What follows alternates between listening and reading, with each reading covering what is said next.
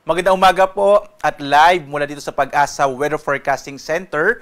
Narito na nga ang lagay ng ating panahon ngayong araw ng Martes, September 16, 2025. At sa ating latest satellite images, makikita po natin na dalawang low pressure area ang nakakaapekto ngayon sa ating bansa. Yung isa po ay nasa may kanlurang bahagi ng Coron sa Palawan. Itong low pressure area na nasa may kanluran ng Palawan ay medyo halos unlikely na po, no? Or wala nang halos posibilidad na ito ay maging bagyo. At ito'y kikilos po palayo pa rin ang ating bansa, posibleng bukas sa labas na ito ng Philippine Area of Responsibility or maaari itong malusaw habang lumalapit sa may bahagi ng Vietnam.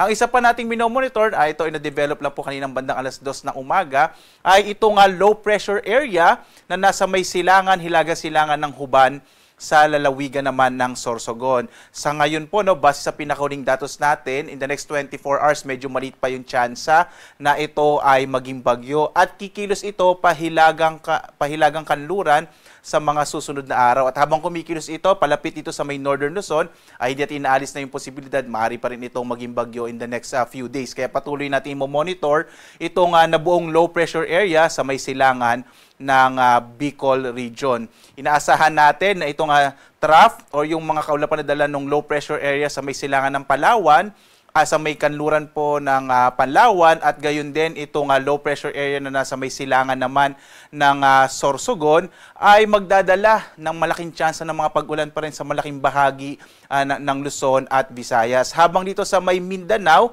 inaasahan natin ang muling epekto ng southwest monsoon o habagat na siya magdadala naman ng mas malaking tsansa ng mga pag-ulan, lalong-lalo na sa may northern and western part ng Mindanao. So makita po natin halos marami pong weather system na nakakaapekto sa ating bansa.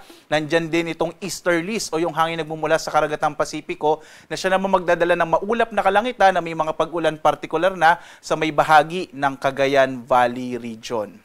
At ngayong araw nga, inaasahan natin ang malaking tsansa ng mga pag-ulan sa malaking bahagi ng Southern Luzon. Kasama na dyan yung Bicol region, Calabarzon, Mimaropa. Inaasahan din natin ang mga pag-ulan dito sa may area ng Kamaynilaan, Metro Manila at Central Luzon. Dulot nga po yan ng mga low pressure area na nasa loob ng Philippine Area of Responsibility. Inaasahan naman natin na dulot ng easterlies o yung hangin nagmumula sa karagatang Pasipiko magdadala ng mga pag-ulan sa bahagi naman ng Cagayan Valley region. Samantala, ang nalabing bahagi ng Luzon, ito pong Ilocos region at gayon din itong Cordillera, mas maliit naman yung tsansa ng mga tuloy-tuloy na mga pag-ulan. Posible pa rin yung mga isolated rain showers and thunderstorms sa hapon hanggang sa gabi.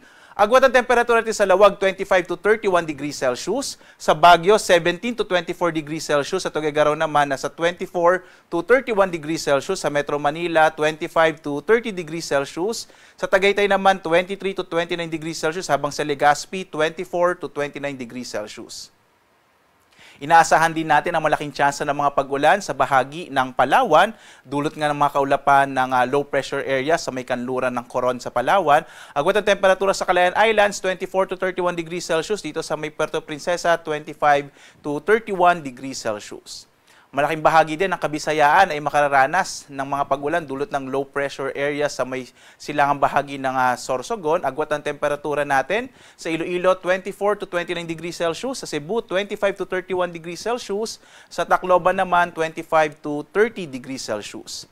At sa posibleng muling pag-iral ng hanging habagat, partikular na sa Mindanao, inaasahan din natin ang maulap na kalangitan na may mga pag-ulan, partikular na sa bahagi ng Barm, Zamboanga Peninsula, ganoon din sa may Northern Mindanao at Soc-Sargen region.